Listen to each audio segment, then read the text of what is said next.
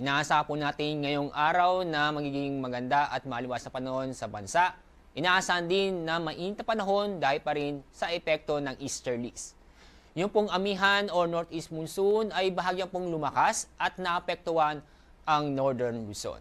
Samantala, wala po tayong binabantayan na low pressure area o bagyo sa dagat Pasipiko, ganun din po sa loob ng ating Philippine Area of Responsibility. At sa ating magiging lagay na panahon ngayong araw, dahil po sa amihan o northeast monsoon, makakaranas po tayo ng maulap na kalangitan na may mga mahihinang pag-ulan sa mga lalawigan ng Cagayan, Batanes at Apayao. Samantala po, itong lalabing bahagi po ng Luzon kasama po ang Metro Manila ay makakaranas po tayo ng maganda at maliwas sa panahon, maliban lang po sa mga isolated o pulupulong pag-ulan. Ang agwat pong temperatura sa Metro Manila ay mula 24 hanggang 32 degrees Celsius. Sa Tuguegarao po, 23 hanggang 30 degrees Celsius.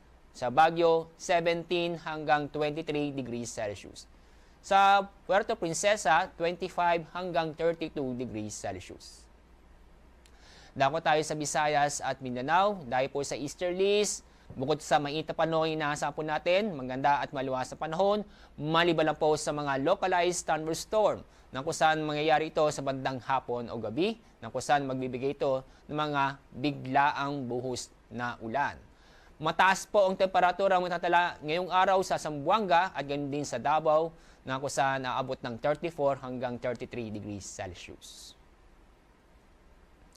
At sa ating weather outlook mula bukas, Friday hanggang Sunday, itong easterlies ay inaasahan pa rin na magpapatuloy na makaka-apekto sa bansa. Kaya makakaasa pa rin tayo sa susunod 3 araw na mainit na panahon. Itong amihan o northeast monsoon ay patuloy makaka-apekto sa northern Luzon hanggang bukas.